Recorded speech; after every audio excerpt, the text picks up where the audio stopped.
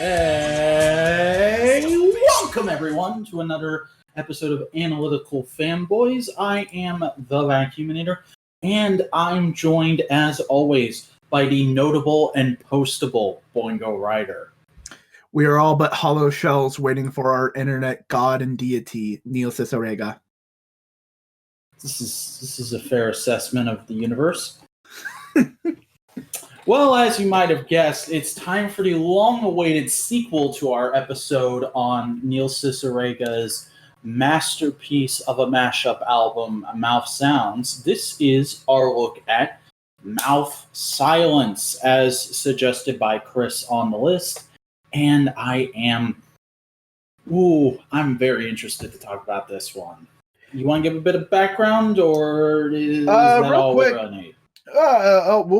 We can run one real quick. Neil Cicierega is a classic internet dude. He's been around since early 2000s, and I mean like early 2000s, 2000, 2001, 2002. He has been the brainchild of countless memes, countless internet-like things. That weird Little Mermaid comic where she has like 8 legs, that's Neil Cicierega. Potter Puppet Pals, that's Neil Cicierega. Lemon Demon, Neil Cicierega. The Ultimate Showdown of Ultimate Destiny, that's Neil Cicierega. Like, if you've seen something on the internet, 9 times out of 10, he has had some hand in it. Neil Cicierega is that awesome background guy of the internet. The odds are you don't know him, but you know something he's made. Yeah. And I can't remember what year it was, but he made an album called Mouth Sounds, which was essentially a meme mashup album where he combined songs and elements that no one would think, oh, that would sound good together, but it did. Mm-hmm. And then I still listen to some of those songs regularly. And then he made a sequel to that album called Mouth Silence. And I'll get into the reason why it's Mouth Sounds, Mouth Silence as we get into the album. Now, you call it a sequel. I'm looking at the Genius page right now, and they call it a prequel. It is a prequel. I'm saying sequel as in it came second, and it is related to the first one. Okay. I'm saying sequel in that way, but technically, storyline-wise, it is a prequel. All right, wanted to make sure we had our shit straight. So storyline prequel, chronological sequel. Hey. Okay. Pedantry. So what did you think of this album?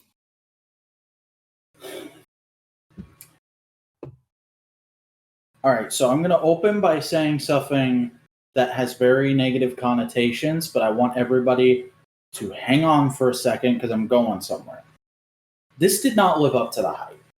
Okay. Honestly, I really, really enjoyed Mouth Sounds. It's probably one of the best experiences I've had watching something for this show.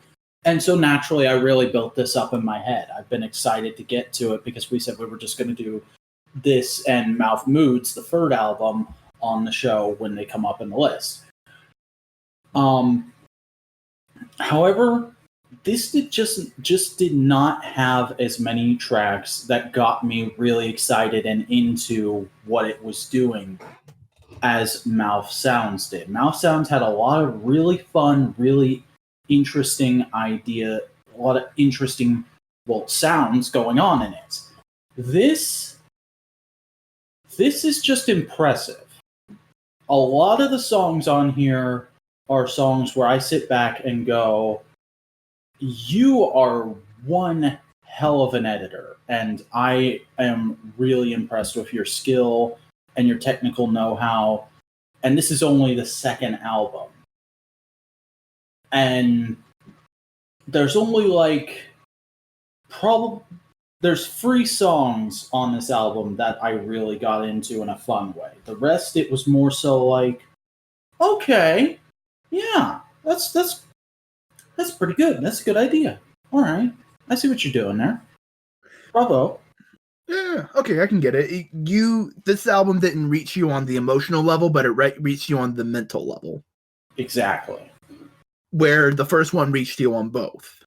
Mm-hmm. I can definitely understand that because a lot of this album is a lot more plunderphonic-y. a lot more found footagey. It's a lot more collage than mashup. And I will admit, I was, even though I probably should have guessed it just by the title, I was kind of disappointed by the seeming absence of Smash Mouth. Oh, have you looked into that? Oh yeah, every Genius page points out all that shit. Perfect. So I think we should probably start with Goodbye. Yeah. Which is a mashup between Third Eye Blind's Semi-Charmed Life, Yes's I've Seen All Good People, and John Lennon's Give Peace a Chance. Yeah. This is a pretty good way to kind of settle you into the mood of the album. It's very much just taking these disparate elements and sort of making something new out of them, while also introducing the overwhelming theme of taking do sounds from a song and having them play over and over as a recurring motif. Because in the first album, the reoccurring motif was Smash Mouth, Smash Mouth's All Star specifically. Yeah. In this one, should I just explain the story? Go for it. That's why I like doing these kind of podcasts with you, is just sitting back and hearing you be a big music nerd. Ultimately, the first two of the trilogy, the third one doesn't quite have this thematic element, but it's still really good. The first two have a thematic element of Smash Mouth. Even this album, which features on the surface no Smash Mouth, the first one is basically our world as we live in today, where Smash Mouth existed and this album can be created. The second one, though, if you look at all the little details, including the redata of the music, it is dated the day before Smash Mouth released their single All Star, or their first album. I can't remember. It's one of those two. Mm-hmm. So literally, this album is a world without Smash Mouth. This is an imagined album of what if Smash Mouth never existed. What would be the meme song to replace Smash Mouth? It would be Semi-Charmed Kind of Life. But ultimately, this world that this album has created is false, faulty, it's broken in some way, because all throughout the album, there are little references to All-Star, and if you speed up the album in its entirety to a certain point, you will hear faintly in the background, hey now, you're an all-star, get your game on, go play. Or some other line from a Smash Mouth song. Genius brought up a couple other ones, and also, I want to point out, somebody on the comments for the final song of the album, the upload of it on YouTube, Patrick Mahari, I believe is how you pronounce that last name, said he's one of the top comments, is why I noticed this, and I really got excited about it. He said he downloaded all the songs as MP3s and discovered another Easter egg, which is that if you look at the metadata, each of the songs has a number or a letter under the comments field in details, and with the normal track order, the letters spell gibberish. But order the songs alphabetically, and the comments will spell so much to do, so much to see. Yeah, and speaking of the last song, there is a Morse code sample that translates to "Somebody Once Told Me." Mm-hmm. So this album is inundated with Smash Mouth, just not consciously. Mm-hmm. So it's a very interesting example of thematic storytelling. It's the Dark Souls of music. Yeah. I'm sorry. You don't get the... Oh, man. No. I know that meme. I know that meme very well. But in Dark Souls, there is a big, deeper story and lore, but you have to find it and search for it. And in a similar way, there's a deeper lore and story in this album, but you gotta find it. Mm-hmm. But the next song is Roller Closer. What'd you think of this guy? this was very interesting. On some levels, I really wanted to be into this, but there's just certain parts where it doesn't line up quite right. I can see that. I don't like this feels like this is probably the one song on the album I would say is not up to snuff with the rest. This feels like a leftover from the first album that he didn't put in the first album because not everything lined up just the way he wanted it to. I can see that, but like I can get the feeling that it's a weird syncopation with the funk. Mm-hmm. It's like it's not just funk; it's funk. Yeah, kind of thing. So if you're not really ready to have that fermented goddamn music in your ears, it'll definitely feel out of sync. But I also really appreciate the name, which is a mashup of the song "Roller Coaster" by the Ohio Players and "Closer" by 9 Inch Nails. Yeah, that was a really good choice. I'll admit. I really dig the chorus too when it goes, "I wanna you like an animal," and the horns start playing. It's a great little like. That was the moment I was like, okay, I see what he's doing here. This is pretty fun. Like I can just see Trent Reznor in a pimp coat with a pimp cane, with a whole band behind him, just going like, yeah. Like I can see that image. That's great. But yeah. I like the song. It's solid. It's not my favorite track. We'll get to my favorite track. Mm-hmm. But the next song is Furries, which is his first kind of collagic song, I'd say. Yeah. But it's also the first song on the album I full on got into. I was like, okay. Furries, he basically takes a news report about the furry subculture and overlays it on Hanson's Mbop, Jimi Hendrix's Foxy Lady, and Purple Haze, with smattering elements of Elvis's What Does the Fox Say?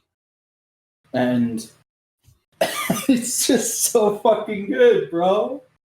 Because he also turns Jimi Hendrix into a furry. I know, and it's a perfect example of what I liked about the first album, where it's just taking recontextualization and using it to its fullest potential of like, what if somebody wanted to make like the perfect tribute song to the furry subculture? Here it is. Here is like this perfect like, yeah, it's weird and it's strange, but also it's really fun. It's funky. Mm-hmm. Like when the bops started kicking in, I legit was doing a little jig in my office chair. I was like, yeah. It's a really good solid song, and it's a good introduction to like he has two different kinds of mashup. He has the traditional mashup, the music from one song, the lyrics from the other. But he also has, like I've been describing it, the collage, where it's a little bit of a bunch of different songs and a third element, which I find are a little bit more fascinating. It's a little bit more like, oh wow, that took some composition on your part. But yeah, I really dug this song. The next one is Friends, which mashes up the Rembrandts, I'll Be There For You, and Disturbs, Down With The Sickness. It's literally a troll. It's the best joke ever. It basically starts with the Friends theme, and right when you think it's going to do the clap, you just hear the ooh-ahs. Yeah, and it just cuts right after that. That's the end of the song. It's just the short lead in, so no one told you life was going to be this way, and then ooh-ah. And I feel like I ruined this for myself because I was like reading the Genius pages as I went, and when I saw a song was going to be really short, I'd pause, read the Genius page, and then listen to the song. I really wish I listened to this blind because I probably would have spit my drink out and laughed really hard over it. Yeah, it's definitely one of those things that it's in the right place because you've gotten a good couple songs in. It's a great little just like, here's a joke. Mm-hmm. It's just a one little concept that he thought, and was like, I want to put that in there and nothing else. It's like most of the songs on this album are stand-up routines. This is a knock-knock joke. Yeah. This is a sketch. If the rest of these are like masterpieces and paintings that took hours and hours and hours to make, this is a quick sketch just to get it out of your head and onto paper. Yeah. Which I appreciate, and I just find it funny. Mm-hmm. The next song is Best. My favorite track. Is it because of the one thing? Which one thing? There's like 4 one things in here. Well, I mean, you just recently watched the show that has a theme song from this. So this song is Foo Fighters' Best of You, Rockapella's Where in the World is Carmen Sandiego. I watched the reboot of that. Thank you very much. I don't know the original theme song or the original show at all. The Folgers jingle, Zapp and Rogers' More Bounce to the Ounce, Tina Turner's The Best, Just Besitos' You're the Best, One Direction's Best Song Ever, Tailspin theme, and the Pokemon theme. Yeah, this is just good fun. This is just like control effing for the word best and seeing how many of those songs you can get to fit together. Yeah, this is another collage styled. And I enjoyed the hell out of it. Like, just as soon as the Folgers jingle kicks in, I was like, yeah, okay, this is going in my daytime driving mix. This is so much fun. He basically turned the word best into a musical instrument. Kinda, yeah. He decontextualized the word best and just made you think of it how it sounds, how it feels sonically. Mm-hmm. Which is a fascinating little thing to do in music. Also, weirdly enough, I've never seen or heard the Tailspin theme. I immediately identified it on my first listen. I know I've heard the original Carmen Sandiego theme like once or twice before when I was a kid. Took me like 5 listens to find it. It's the second thing you hear. I know. Yep. But it also ends in just like a nice little joke where it starts to do the Pokemon theme. I wanna be the very, and then it has Dave Grohl just yell best. It's perfect. It's so good. It's like it's taking the Friends joke and actually putting it in a song. Yeah. By the way, sorry, headphone users. Yeah, thank you.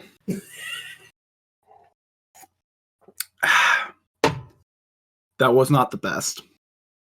But you know what is the second best? Pokemon.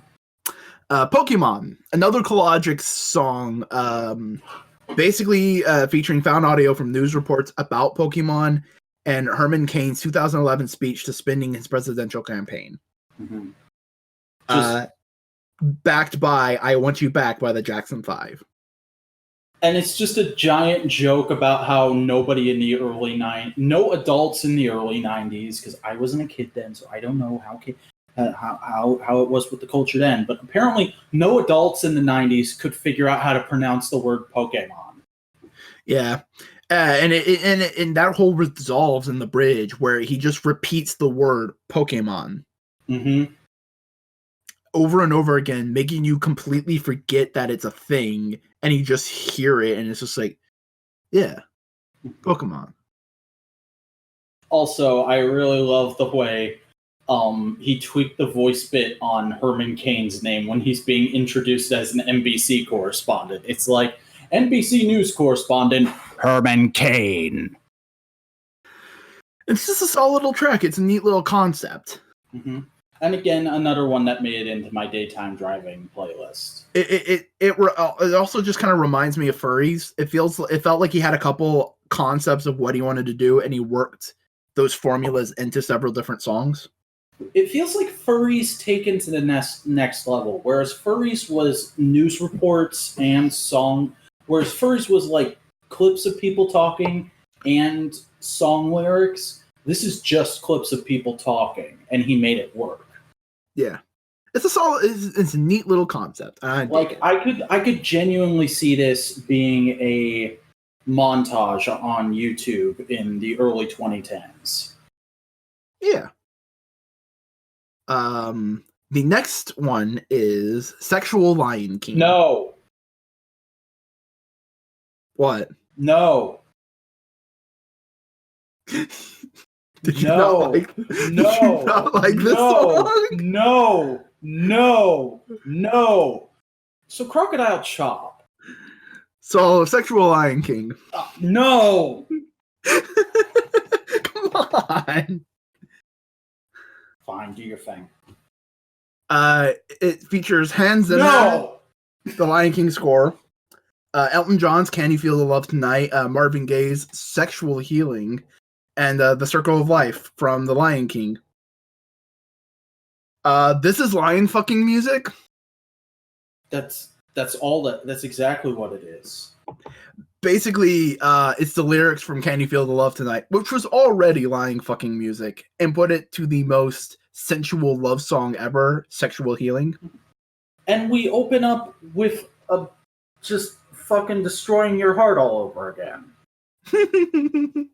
Like, how am I supposed to fuck after that shit? You sad boy fuck. That's what you do. But this is a really good song. I dig it. That's gonna be a category on Pornhub now. Depression porn. I can't pay our bills. Wanna fuck? Okay. I mean, that's how most babies are made. Oh, Jesus. Oh. No, dude. I mean, you feel sad. You want to feel something. Might as well feel sex. All right, you go enjoy the Joker premiere now, all right? The next song is Crocodile Chop, which is Elton John's Crocodile Rock mixed with System of a Down's Chop Suey.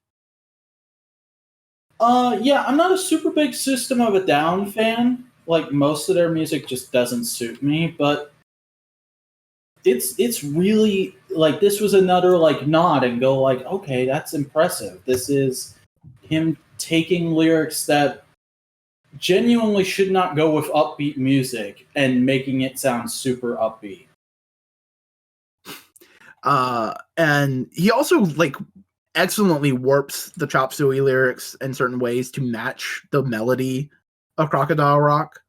Mm-hmm. And you can barely tell. There's no artifacting, really. Yeah. So it's really impressive technically. So it's really good. And as a big System fan, this is hilarious because of just what Chop Suey normally sounds like. Yeah. It's cool. Like, I genuinely can't remember. It's been so long since I've listened to any System of a Down. Am I going to have to put System of a Down on the playlist? If you do, this podcast will be over. Come on! If it wasn't over because of Beck, it wouldn't be over because of System. I didn't know I hated Beck going in. Bring your own Beck. I haven't found anything that you hate yet. That's gonna have to be my mission now. Because I'm just a generally cool, chill dude, bruh. So Transmission,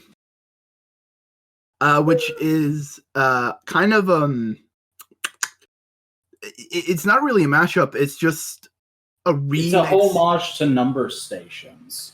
Remixing Space Odyssey by David Bowie, where he takes the numbers spoken in Space Odyssey and spells Smash Mouth in ASCII code. Mm-hmm. Which is just such an oblique thing that I think it took like a year for people to start realizing, wait a second, these are in the album. Yep. And so that's just fun. You do know what Number Stations are, right? Yeah. I watched The Modern Rogue. Okay, because you weren't bringing them up at the beginning there, and I got worried. Number Station is a radio broadcast which just features random numbers, and they have been used for a variety of situations, including during the Cold War to transmit codes in plain sight. Yeah.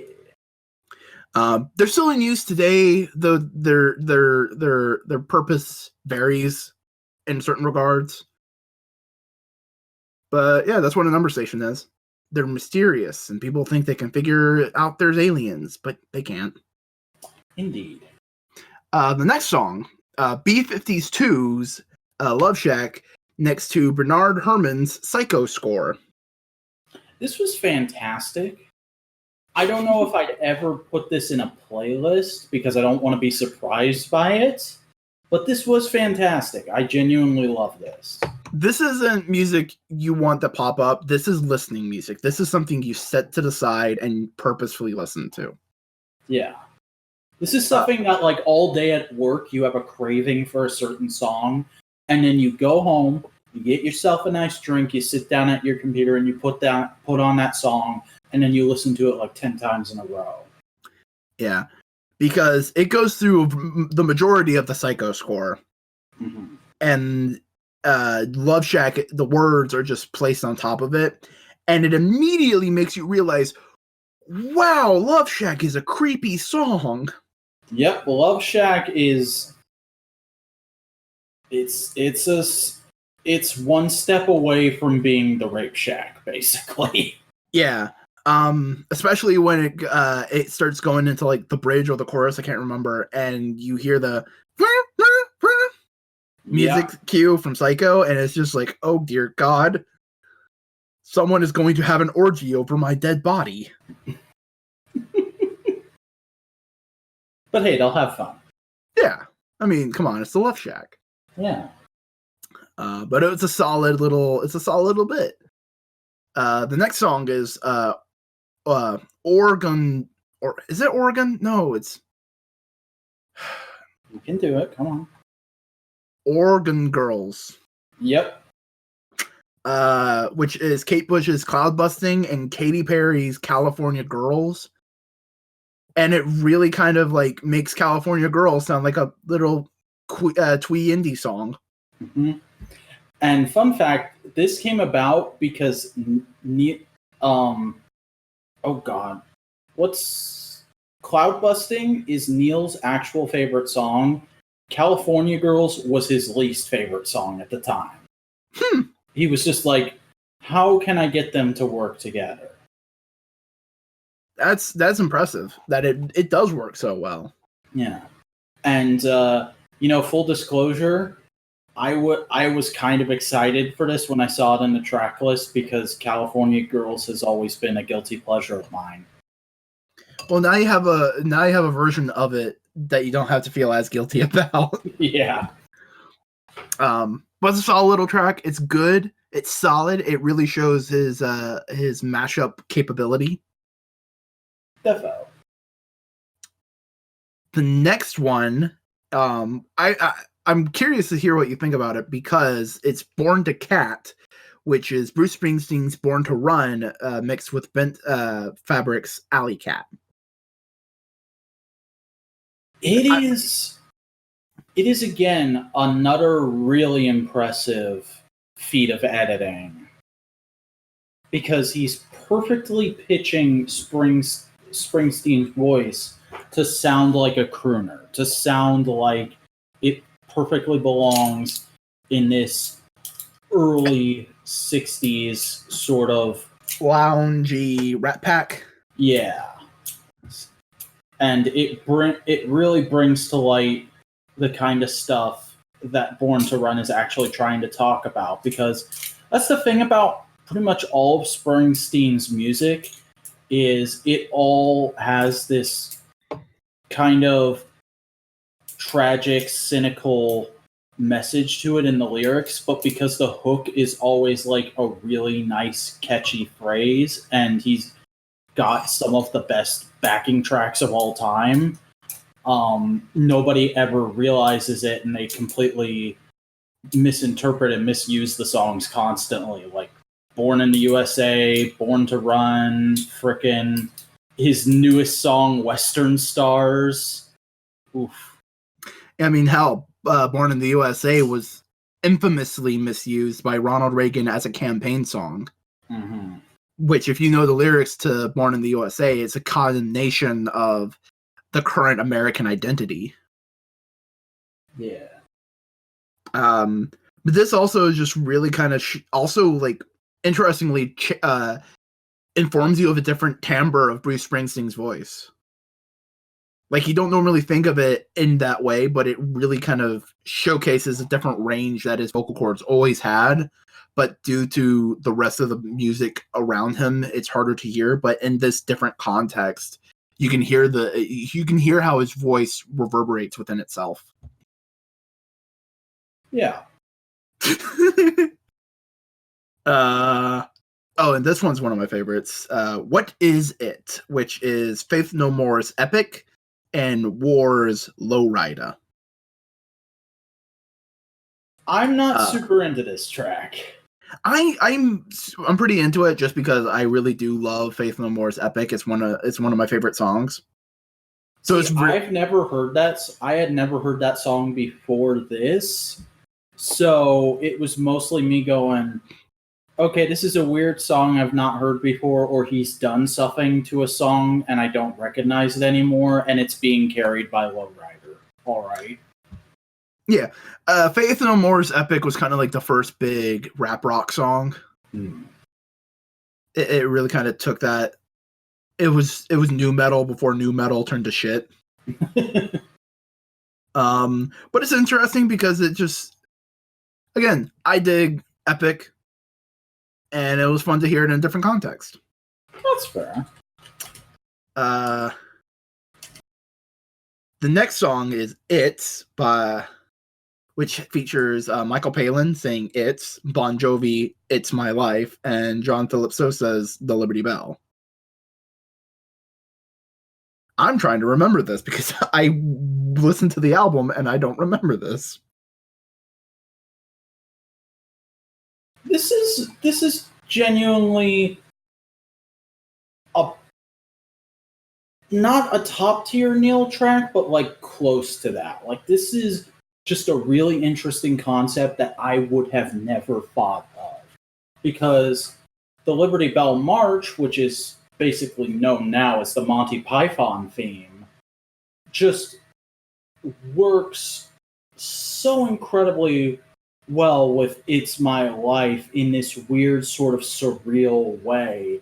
And the fact that he starts it with the guy from Monty Python saying It's and ends it with the step sound is mwah, mwah, mwah. Also, really nice coincidence that this comes right after our episode on Monty Python and the Holy Grail. Yeah, nice. So yeah, Close to the Sun features the Carpenters' They Long to Be Close to You and Soundgarden's Black Hole Sun. I love Black Hole Sun. It's a great song, and this is just a really neat little mashup. Yeah, it's okay. Yeah, it's good. Yeah. It's there. It certainly is. There seems to be like two categories of tracks on this album. There's like, yeah, it's good, that's there, and ooh, that's interesting. The next one I think is probably a little bit more interesting, which is Numbers, featuring Carly Rae Jepsen, Call Me Maybe, Cakes, Never There, Milli Vanilli's Baby Don't Forget My Number, David Bowie's Space Odyssey, quoting Tommy Two Tone's 8675309, No Doubt's Spiderweb, Ray Parker Jr.'s Ghostbusters, Crazy Calls, Wait for the Beep, Kraftwerk's Numbers, and miscellaneous samples from premium rate telephone commercials and novelty answering machine greetings. Mm-hmm. And the Nokia tune. This was just wonderful. It's one of the most musically sound version of the collages he's been doing. Like, I never thought I would be genuinely excited to hear Call Me Maybe. But it was just, the moment it came on, I was like, oh my god, what's Neil doing with it? What's Neil doing with it? Oh, he's doing genius with it. Good man, good man. He's doing excellent work.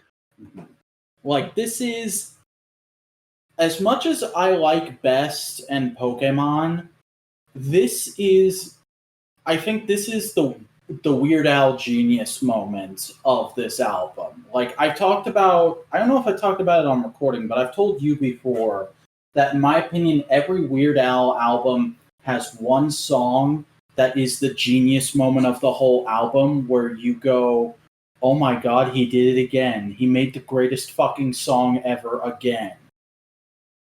I had a moment like that with this song.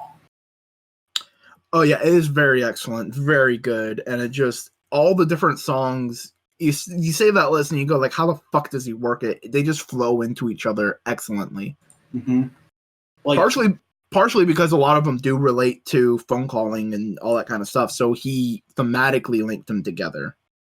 Yeah, because it's like there's an ad saying, "Hey, Grandpa, the old what's the monster movie marathon host? You call him, he'll tell you a scary story. Hey, you got any information on UFO? You want us to send you some photos? Call this number. Hey, get a birthday wish from He-Man and She-Ra. Hey, sex lines. Remember those?" Yeah, and it all somehow works wonderfully together. It all flows. It's all like this little nostalgia trip of like, oh yeah, remember back when people trying to trick other people into spending their money on stupid bullshit was this, and not like pop up and spam ads and malware and shit. And gamer girl bathwater. Yeah. I mean, I respect her hustle. You gotta respect her hustle. But yeah, it's a solid little like a great little collage, and I think this is kind of the direction. This and Best are the direction he takes his collage style songs into the third album. So it's really exciting stuff to see this kind of thing. Yeah. The next song though is Space Monkey Mafia, featuring Billy Joel's "We Didn't Start the Fire" and REM's "It's the End of the World as We Know It and I Feel Fine." Bit of an odd one for me, but again, very interesting. Very like, oh, yeah, okay, good point. Nice little editing trick there. He also adds a little bit of his own composition into it. Shut up, Google. I need to fucking say okay, Google. No, shut up! You dumbass! You absolute Nimrod! I put my phone on silent so shit like that doesn't happen. I understand why they put it in there. I think it's a great feature for some people, but there's got to be a way to disable it. I've got to find it. But basically, he repeats, I can't remember which song it was, but he repeats just the simple phrase, Space Monkey Mafia. Yeah. And it's just very interesting. He adds his own composition with like a little polka dance. That's really good. Solid. Fun time. Next is probably the song that anybody who starts listening to these, the first song they listen to. Because it's the easiest one to just show someone and go like, this is the whole project. Which is Wonderful, which is a mix of Oasis's Wonderwall and Jesse Frederick's Everywhere You Look. This isn't an insult, but I genuinely think this might be the best song that's ever been made for getting high to. Like, fuck 60s and 70s psychedelic shit. This is where it's at. I genuinely want to try crystal meth just so I can see what it's like getting high listening to this. Please don't. But for legal reasons, that was a joke. Basically, he takes the backing and words of Wonderwall and just fucks with it. He fucks it. He just like the backing guitar track for the whole song is the same. Yeah. He just takes the words and goes like, all right, here's a button to just fuck it up, and I'm just going to press it like 1,000 times. All you have to do is listen to the first verse of it. Today, today. Yep. And it just immediately transports you into this weird childish glee of just fucking with shit and getting dumb shit in response. Okay, I don't think this has very much mass appeal for our podcast, but you know how when you get like a Kamen Rider or Super Sentai toy that makes a sound, and then you immediately press the button a bunch of times in a row so you can get it to play the Stardust sound over and over again? That's exactly what the Stardust is. Yeah. And then like, there's other toys like that. Any toy that had like an electronic laser gun firing sound that you would press a bunch of times in a row gives you that same feeling. It just restarts the sound clip, and then he fucks with it more. He reverses the words, he pitches them, he lowers them. Nobody understands the way I feel. Feel. Mm-hmm. Little things like that. And then it just devolves into the theme for Full House. Because why not bring that back from the last album as well? And then it devolves into a bunch of like studio jingles that happen after the end of sitcoms. And it's just perfect. It's excellent. Mm-hmm. It is peak Neil. No, I have a feeling peak Neil is the final song of this album. Piss. Really? It is the weird collage and dumb shit and internet joke all wrapped up in together. If you look at Neil Cicerega's entire career, this is a good, quick backup book summary. Not the entirety of it, but like this is a good, like, this has his mashups, this has some of his original composition, and it also has an early-ass 2000 meme. Okay. Yeah, okay, I can see that. So this is Piss, which features Third Eye Blind, Semi-Charmed Life, Enigma's Return to Innocence, Chumbawamba's Tub Thumpin', Justin Timberlake's Rock Your Body, Spin Doctors, Two Princes, theme from Fraggle Rock, Hampton the Hamsters, Hamster Dance, Morse Code that translates to Somebody Once Told Me, and Aqua's Barbie Girl. And basically he made all those songs say, you drink piss. Yep. That's the joke. He's making the song say, we drink piss. Piss is good. Water sports and all that kind of jazz. Yeah, well, I mean, piss is basically water, just with a bunch of toxins in it. Not toxins, but like no, you want out of your body. You do realize what water sports is, right? I don't think I want to. It's a piss fetish. I didn't think I wanted to, and I was right. Oh, man. Why did you have to end us on that note, Chris? Because we have other notes we can talk about, because this is a good song, and I dig the use of Chumbawamba. Yeah, that was very fun. I get knocked down. But not just that. Like, he put in, like, one of the actual parts of it nobody ever remembers. I drink a drink. I drink a vodka drink. Like, nobody ever talks about that part, but that part is genuinely really fun. Yeah, the whole song's a good song.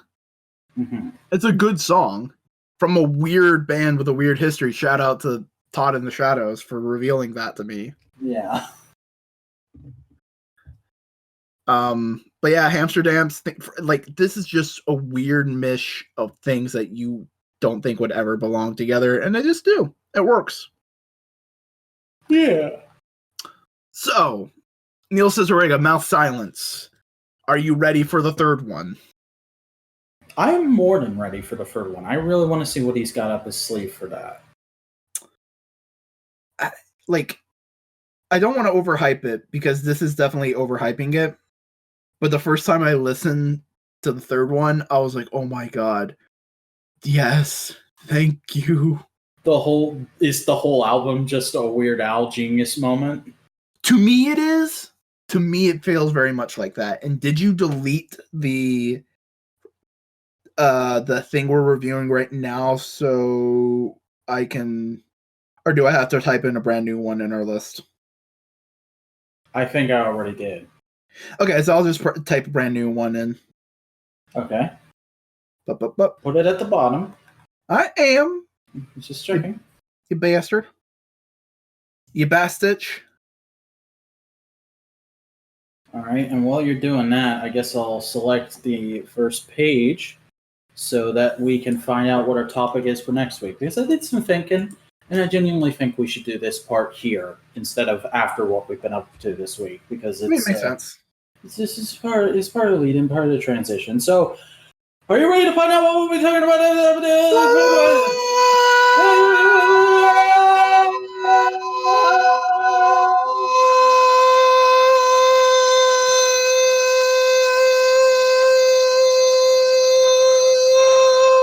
I'm just trying to see how long he'll go. I'm still pretty good. I have a good lung capacity. I sung for a while. Nice. It's going to be Her. The movie. Oh. I thought you were talking about the joke from Arrested Development. I've not seen Arrested Development. I watched the first 2 episodes and it didn't seem like it was for me. Okay. But yeah, we're going to talk about Her next time. The Spike Lee film. Which is a very interesting piece of sci-fi. So that should be a cool kind of pseudo-existential discussion. And those are dude who wants to fuck Siri. Yep. Right. Yep.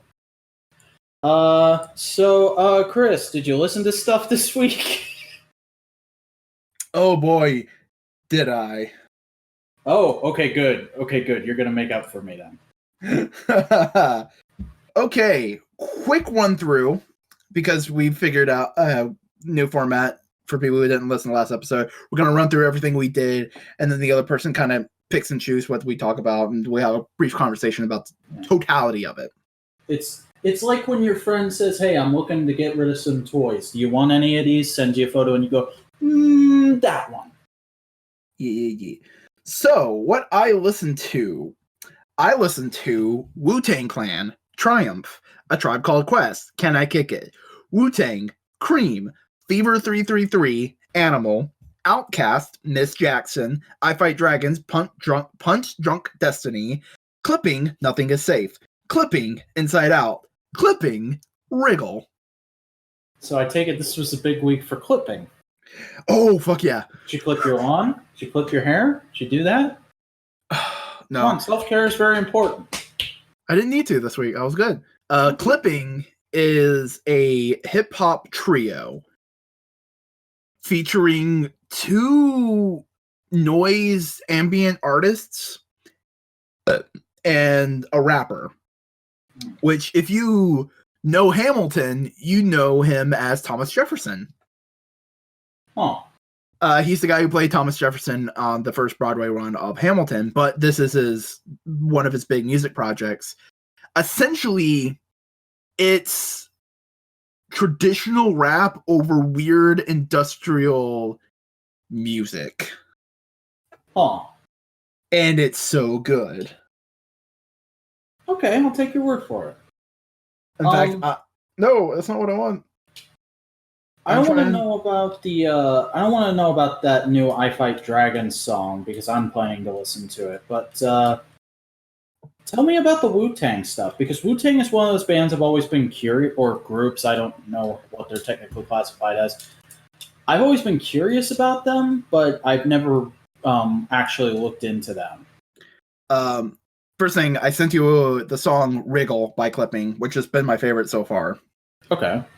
Wu-Tang Clan is a rap group organization out of Staten Island, New York, that kind of area, featuring a bunch of rappers with a unique concept whenever they started getting together and pitching the unit, which was basically the unit themselves will get a record deal, and they will drop albums as a crew.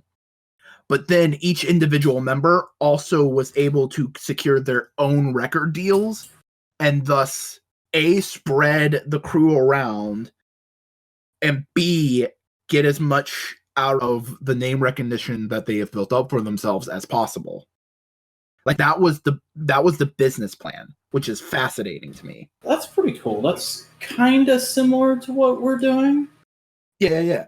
But Wu-Tang Clan features members like RZA the Jizza, the Old Dirty Bizza, Method Man, Inspector Deck, a bunch of other guys, bunch of dudes, Ghostface, Killa, like just so many. And with a major aesthetic of like kung fu movies and all that kind of stuff, they've built up like there's like this genuine reputation of just really high quality work just across the board that it's fascinating to me. And the song I really dug was Cream, which is an acronym for Cash Rules Everything Around Me. And it's just about how in order to do anything, in order to get ahead in life, in order to secure yourself a life, you have to have money. And being poor black men in New York, it was hard to secure that. Interesting. So that kind of stuff. Wu-Tang just recently had a new album out, including a new scripted series based on their life, starting out the Wu-Tang Clan, which is dope. So they're doing like a Straight Outta Compton deal. Yeah, but it's a TV series on Hulu being produced by one of the members of the band, Method Man. Yeah, and I'm really digging Wu-Tang. They are great. I am eventually going to be one of those white dudes who wear a Wu-Tang shirt, and you go like, oh, I guess that's the one hip-hop group they listen to. But then you see me the next day, and I'm wearing a Run the Jewels, and you go, oh, that's the second and only other two hip-hop groups he listens to. Which isn't true. I am diving into hip hop more and more, and then you come out the next day wearing that new Street Profits shirt, and they go, "Oh, what the fuck? Did he get adopted by black people?" Oh man, we're gonna talk about it in MWP, but dude, they came out to Wale. I know. Like, okay, cool. Well, we're going to bop back to you in just a second because I only listened to one thing this week, and take a wild fucking guess at what it was. It was Church's song Death Stranding for the video game, Death Stranding. It was. And honestly, I can't remember shit about it because I only listened to it once, but I remember liking it. So that's what I'll say. Yeah. People feel like it's giving a lot of information on the tone of Death Stranding because so far every trailer has been kind of down and dour, but the song itself has been kind of upbeat. So people are going like, it's probably going to be like a little bit more upbeat game by the end of it. So that's what they're hoping at least. Well, that's generally I just thought they were a great pick for that in general, because that's the general tone of Churches is it's kind of moody, but generally upbeat. It's bouncing back and forth between those two moods. Bittersweet. It seems like that's what Kojima likes to do. Yeah. But it's definitely going to be interesting to see what it's like in the greater context of the video game. Mm-hmm. And it was also kind of funny because I got to see a bunch of people on Twitter go like, Churches, aren't they like a indie darling? Why are they suddenly getting a big deal like this? And I'm like, you guys do remember one of their songs was attached to a Hunger Games movie, right? Right? No? Okay. But also, Kojima loves indie darlings. Kojima's a big music and movie fan, so he dives deep and finds shit like that. Yeah. Like, the band, the music that they had for the first Death Stranding trailer was from a post-punk Icelandic band, or Finnish, I can't remember. That's one of the, like, great. A Nordic country. Like, so he dives deep for his things. Okay. Well, what have you been watching? Well, I haven't watched a shit ton of things. Because we'll get to it in Modular Media. Watch that when it comes out. Cross promotion. Or actually, Go back and watch it because it's going to be coming out in a few weeks. Yeah, this will be like 3 or 4 weeks after that episode of Modular Media Wrestling. Go back and listen to it. Do it now. Yeah. It'll be called Are you just going to call it the Golden Standard? I don't know. We'll figure it out. The link to it in the description. Yeah. What I watched. So I only watched like 4 things. Okay. Episode 9 of Gundam. Things are still pretty good. Ramping up there. Shinkon Getai Godnar. Episode 1. Never heard of that. Snow White with the Red Hair, episode 5, and El Hazard, episode 7, the finale of the OVA. All right, well, how did El Hazard on the whole turn out then? Like you'd imagine, pretty solid. It wrapped up in the happy ending.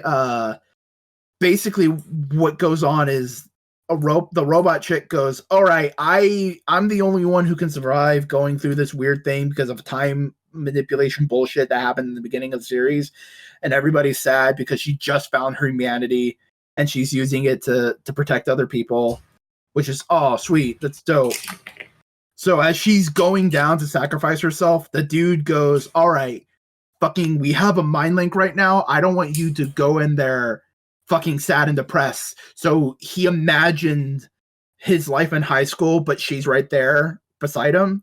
Aww. And she goes like, thank you for that. Thank you. So she goes back in time, does the whole thing. She meets up the guy again, and she goes like, all right, cool. I missed you. It's been a long time, but I need to send you to El Hazard so we can start this whole gravy train and solve all the problems.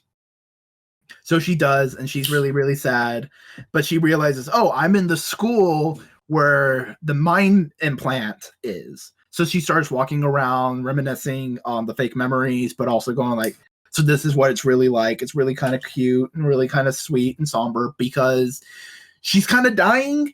It's because it's been thousands of years and she hasn't had a chance to recharge at all. So she's dying essentially. Until she walks down to the courtyard and the main character dude comes out with the wind-up thing that's used to recharge her because he figured out how to travel dimensions and he's come to save her. What a boss. Yeah. And in the end, we get a couple like little drawn images of all the different characters kind of their life after this whole thing. So the bad school guy who joined up with the villains, he comes back and he's doing homework, but the queen's chastising him as he's doing it.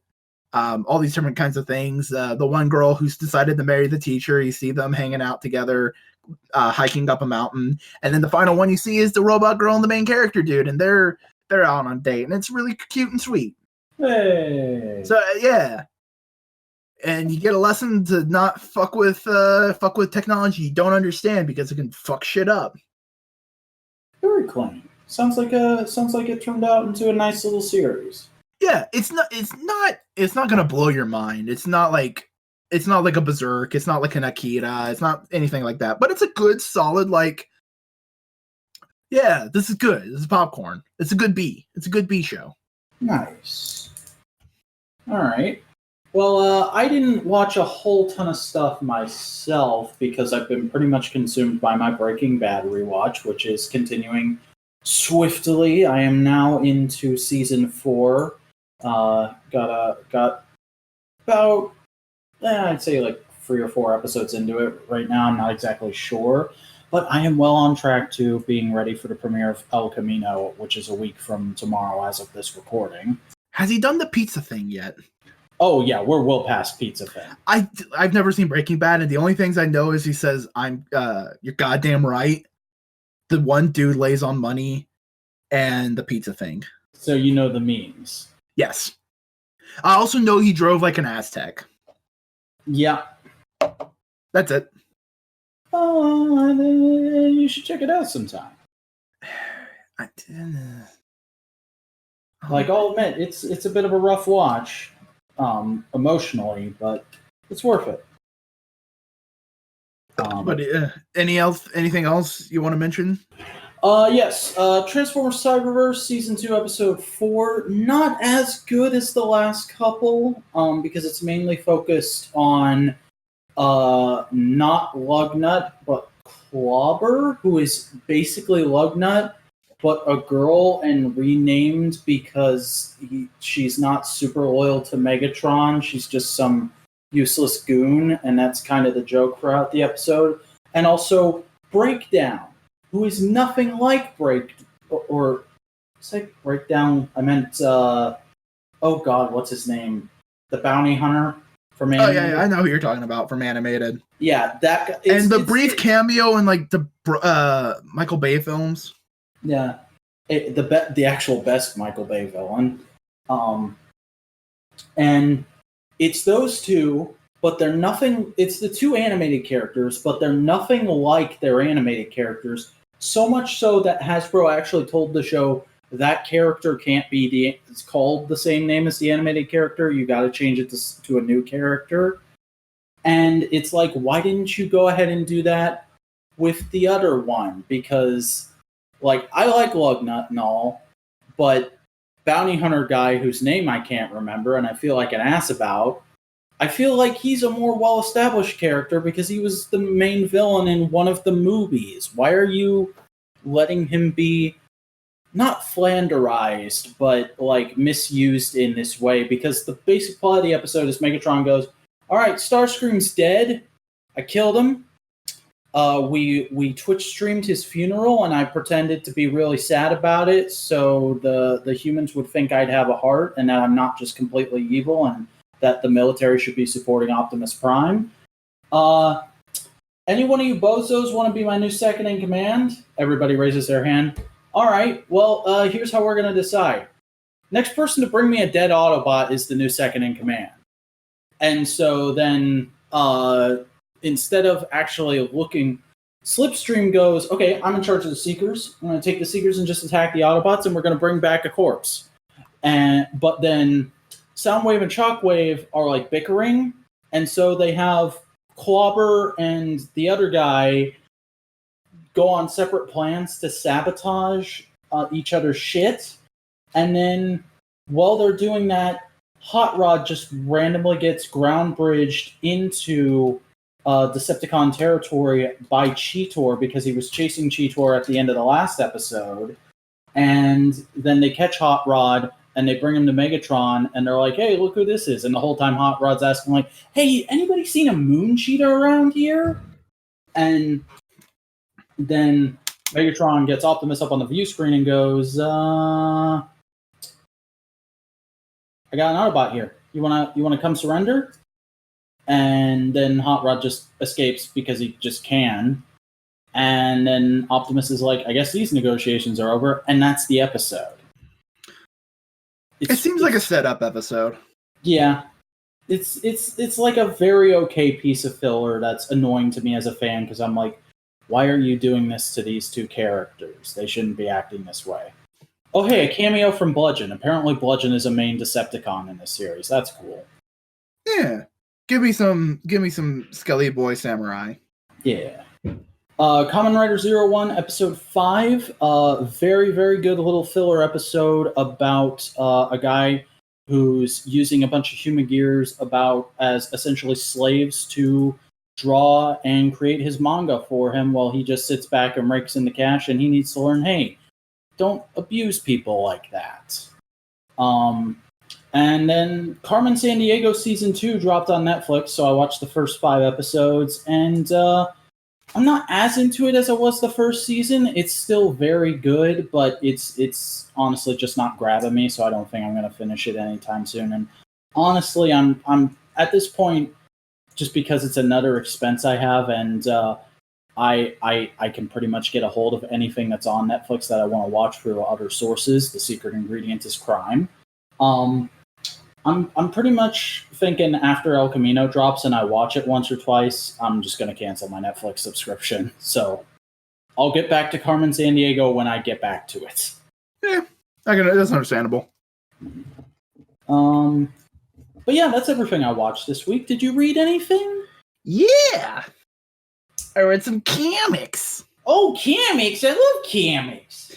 I read The Powers of 10, issue 5, House of X, issue 6, which is the last issue of House of X. Fuck the humans. And Immortal Hulk issue 24. Again, fuck the humans. Somebody sent me a screen cap of Nightcrawler in one of those X-Men series saying we need to make more mutants, and they said like and they captioned it, Pastor says y'all need to fuck more. No, literally, that's what he so essentially in House of X, they're gearing up essentially the first government of Krakoa, which is the new mutant nation. So you have basically representatives, like they're split into four. It's more for a visual aesthetic than anything else, but they're split into four. There's the group that is X-Men antagonists, which has Mr. Sinister, Mystique, and a third guy who I think is relatively recent. Then you have X-Men leaders, which is Storm, Nightcrawler, and Marvel Girl, Jean Grey. Yeah. And then you have the Hellfire. Forget she's called Marvel Girl. I just think of her as Phoenix or Jean Grey. Yeah. And then you have the Hellfire Club, which there's only 2 members in that little quadrant because there's supposed to be 3 there. So you have Emma Frost and Sebastian Shaw. And then you have the fourth little group, which is Professor Xavier, Magneto, and Apocalypse. Apocalypse is officially a member of the council of this new mutant nation. And basically, the whole thing is they're coming together to develop the new laws of this land. So that the mutants are going to follow, and basically it's also to help start figuring out how they're going to govern themselves. For right now, the idea is this is a temporary thing, and they're eventually going to have a more formal form of government. Okay. Again, with Apocalypse there, who knows how this is going to work? But so the way they set it up is they do the first thing that they need to do is judgment. So they bring Sabretooth in and go like, all right, you committed crimes, but we got to define the crimes you've committed. Basically, we know under old man law, under old human law, you've committed crimes, and we agree with them. We just got to define what those crimes are in mutant terms. So basically, they figure out what the first 3 laws of Krakoa are. Mutant shall never harm man, because in Krakoa, they can basically be revived due to the new technology and the team of mutants they have. So mutants should never harm man, unless under self-defense. That is the first law. The law number 2 is the idea of personal property on this new island, because the island technically isn't a landmass, it's a mutant into itself. So they're living on a dude, and there's kind of there's this weird like, do we own the land because it's another person and we want to respect them? So the second law is revere the land. You're living on it, and your house is your house, and your items are yours, but the land you're on, that's a person, and you got to respect them. The island we live on is an actual person because comics. Yes. And the third law, which is the law Nightcrawler suggested, make more mutants. Basically, just live a life where we can just be happy and make more mutants. Have sex. Fuck. So basically, this is mutant Woodstock. Yeah, and in fact, it goes on to show like the party of all the mutants there, just hanging out, having fun, and like it's genuinely shown like how much strife and suffering they've been through in the human world. That now that they're just free and open, they can just be, because you have things like Wolverine coming over and giving Jean Grey and Scott Summers a beer. And that's been like one of the comics' most infamous love triangles where they hate each other. And it's like, no, in here they can just relax. There's no stress. They can just be. Yeah, they can finally just put all the shit away and be a polyamorous threesome. Yeah, I'm not sure if that's the direction they're going, but it just, that little image is just like, oh shit, like they're just they're not caring. There's no care. There's no stress. They can just be together, and that's like a nice little image. But all the while, Apocalypse is in the back, arms folded, going like, okay, with a frown on his face, and you go like, oh shit, what's Apocalypse going to do? Because his whole character thing is he wants to put mutants fighting each other in order to secure the most powerful mutants for the betterment of mutant kind. So like, he's happy that Xavier and Magneto are going like, yeah, no, fuck humanity, fuck them all. We're just gonna live on our own. We're gonna be by ourselves and rule ourselves. He's like, fuck yeah, I dig that. And then they go like, yeah, every mutant's welcome here. And he goes, and it feels very much like, whoa, wait a second, hold on, can you repeat that again? Like, and I think that's going to be where some tension lies. It's going to be interesting to see what's going to go on, because there's one more issue of this miniseries, which is Powers of 10, issue 6, and then we're going to get a ongoing featuring the same creative team.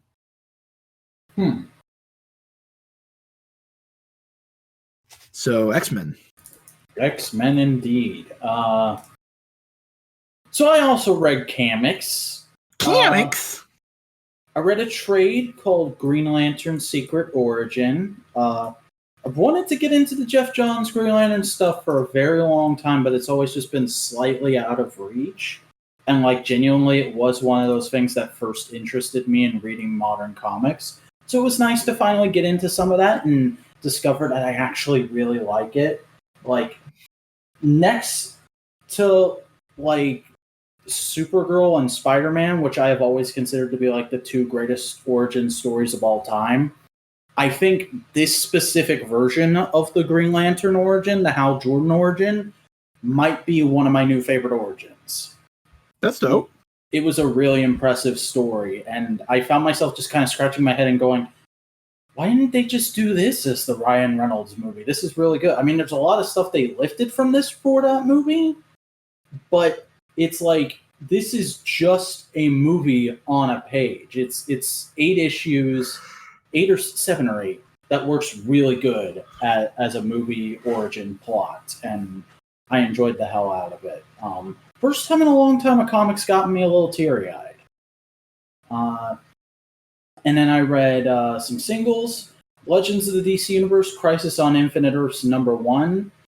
Basically a Crisis prequel that they did for like its 10th or 15th anniversary, focusing on the Justice Alliance of America and one of the versions of the Justice League teaming up to stop the Justice Alliance Earths from being erased, but it ultimately ends up being a futile effort because of shit that goes down in Crisis.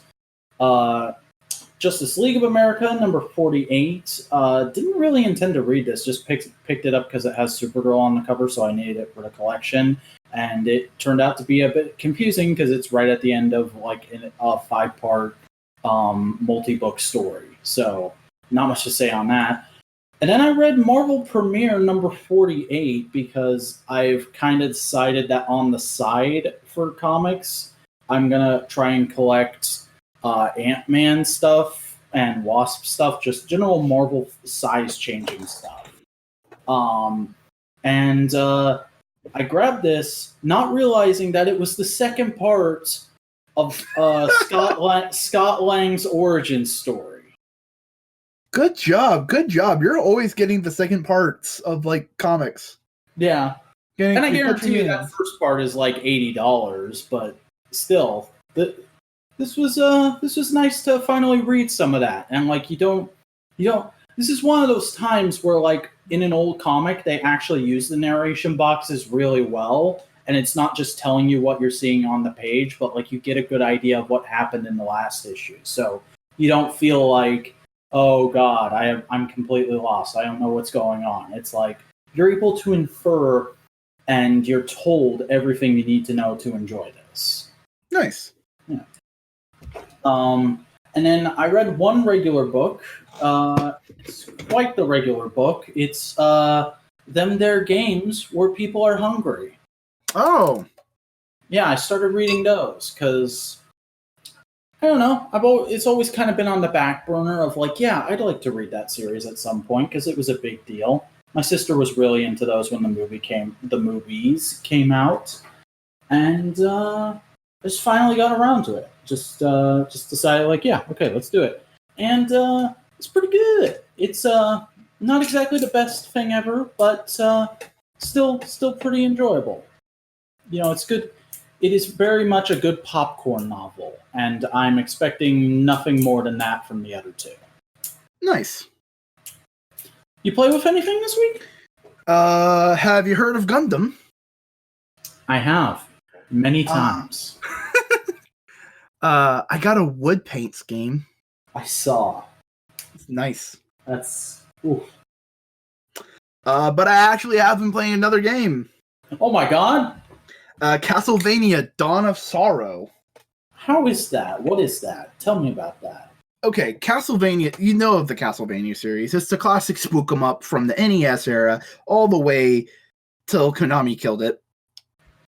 Fuck Konami. Fuck Konami. But basically, during the PlayStation era, for a long while, the Castlevania series was like a traditional platforming kind of series. You run to the end of the level and you fight the monsters, that kind of thing, and it's always been tough as nails. But one producer saw that a bunch of Castlevania games were just in the used game bin for like 100 yen and go like, fuck that shit. No, I want them to keep their Castlevania games and love them. So he made a brand new Castlevania game, Dawn of Sorrow. No. Symphony of the Night. Where he basically revitalized Castlevania by adding elements of Metroid and backtracking and exploration and upgrading your character and all that kind of stuff into a new kind of Castlevania called Igavania. The genre as a whole is typically called Metroidvania. And this is the last... I'm pretty sure this is the last of that kind of game he made at Konami before leaving.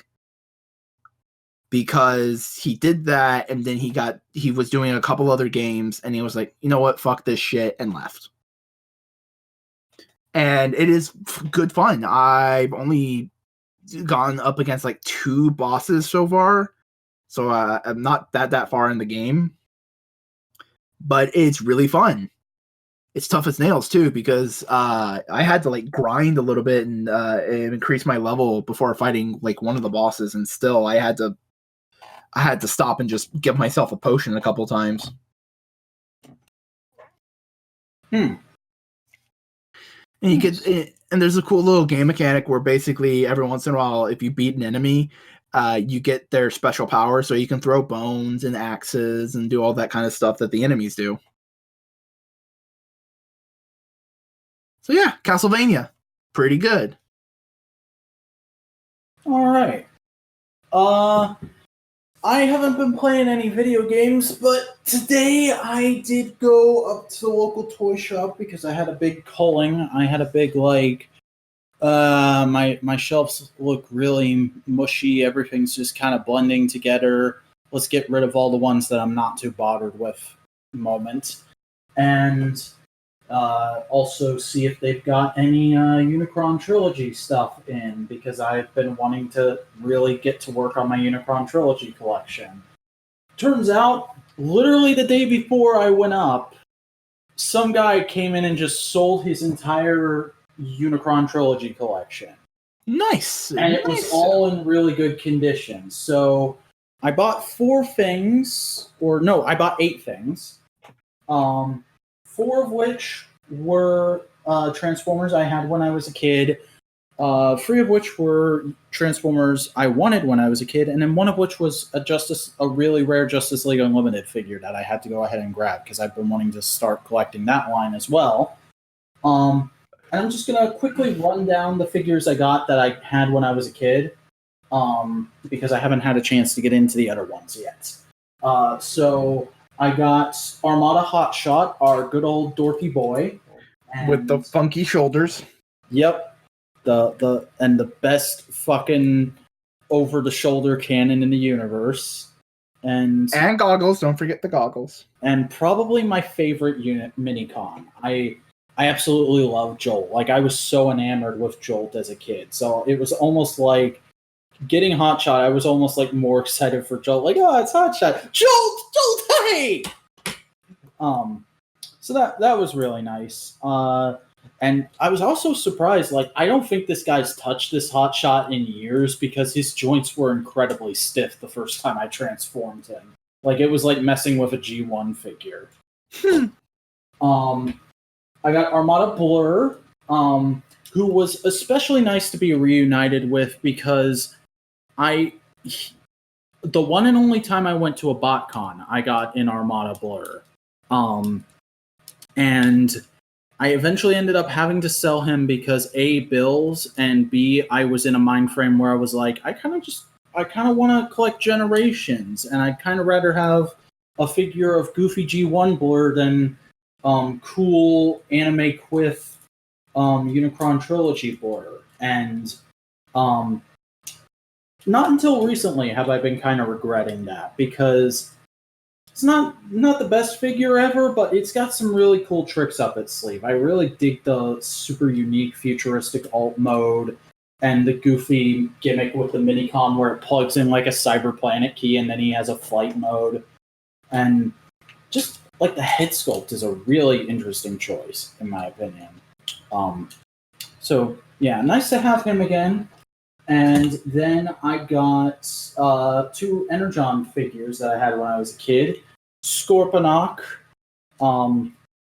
who is just the meanest looking mother flipper around. Like, he is to Energon what Tidal Wave was to Armada. He's just this big, angry looking dude who is way bigger than everybody else and has super badass alt modes, and he's gonna mess you up. And I'm super happy to have him again, especially because it's in remarkable condition. He's got a lot of clear plastic parts on him, and I know from childhood experience that those break very easily. So I was quite surprised to find that he still had certain parts that weren't like shattered to bits. And Omega Supreme from Energon, who, again, really, really happy to have this guy again because he's a specific memory for him. This was the first time I got a Transformer as the big present on Christmas. You know how your parents will get you like a bunch of small presents and then one big present some years? Yeah. First time that happened for me was with this guy, where I really wanted Omega Supreme. I wanted a lot of stuff from Energon that year, but my parents ended up getting me like a bunch of Hot Wheels and stuff, a bunch of little like $5 things, and then Omega Supreme. And I played with this thing till the cows came home. So much so that I slowly lost tons of pieces of him. His little waist guns that fold down, those were gone eventually. The bits on his back, the missiles for his shoulder cannon, the headmaster, all of it either broke or got missing at some point, but I kept him for so long just because I just really like the size and the feel he has in your hand. Like, he's that kind of good big that a Transformer can be. Like, he's what you look for in a figure like Tidal Wave or G1 Ultra Magnus or Super Jinrai, stuff like that, rather than like the as few coined it, the obnoxious stupid huge that you can get from like modern Titan class figures or Cybertron Starscream. Yeah. So that's the ones I feel comfortable talking about today. Once I've had some actual time to mess with the other guys, we'll talk about them next week. Alrighty. Yeah, and I believe that is it for us. So we're going to go ahead and close out the show. Chris, who are you and where can they find you? I'm Chris Boingo Rider Gaston. You can find me on YouTube. I make content. And by the time this comes out, I should have at least a video, if not 2. Do not quote me on that. But that's very much a possibility. I make video editorials about kind of anything I really want to. whether that be Ice Cream Pokemon, Isekai anime, whatever. Hint, hint, foreshadow. You can find me on YouTube at Boingo Writer. You can find me on Instagram at Boingo_Writer, and you can join my Discord server. The link to that is in the description. Nice. I am Simeon the Vacuuminator Scott. I am a guy who likes toys and things in mid-2000s media franchises or mid-2000s installments of long-running media franchises, and I try to bring some of that modern realness to them on my channel. You can find me at youtube.com/thevacuuminator, where I do reviews and general vlog, ramble, discussion type things, and occasionally weird opening videos where I just talk about whatever's currently on my mind. And you can follow me on social media. At Twitter, I am at The Vacuuminator, and on Instagram, I am also at The Vacuuminator. But hey, that's not all you can do. You can't just follow us. You can't just look at our stuff. You gotta keep up with Modular Media. You gotta keep listening to the Analytical Fanboys. How do you do that? You subscribe. You ring the bell. You download the MP3s that are linked in a Google Drive folder in the video description so you can listen to it on the go. Then you follow us on Twitter at The Modular Media, and you subscribe to our subreddit, r/Modular Media, so you can get updates on the show, when it's being made and when it's coming out, and just all kinds of fun side stuff, and keep up with all our work and whatnot. It's a good time. You should go do it. And you should join us next time on Analytical Fanboys, when we'll be discussing Her. Until then, Barry, edit in some weird mashup shit. Alrighty. You could always edit in the Call Me Maybe DMX mashup. That's a thing? Oh, it's very much a thing. You're gonna have to link me for that.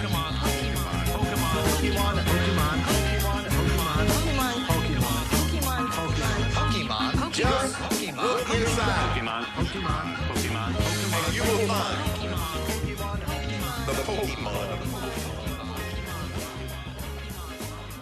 The Pokemon.